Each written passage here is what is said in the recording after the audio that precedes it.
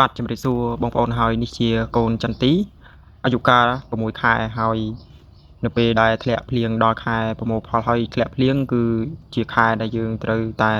ជ្រោយដីរៀបចំតាក់តែងមែកនិងដាក់ជីហើយដើមចន្ទីនេះគឺវាបែកមែកជាពីរអញ្ចឹងយើងកុំស្ដាយយើងត្រូវតែតាក់តែងមែកវាពីតូចទៅឃើញថាពី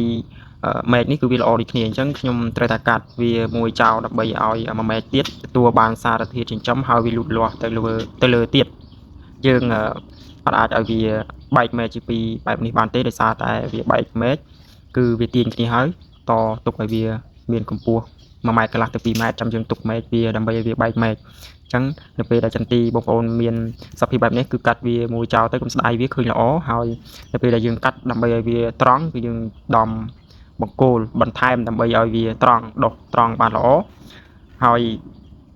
ដំបង្គោលបន្ថែមនេះវាជួយដែរនៅពេលដែលភ្លៀងខ្យល់អីវាមិនអង្គើដើមវារលើងរឹសនៅខាងក្រោមដែលធ្វើឲ្យរឹស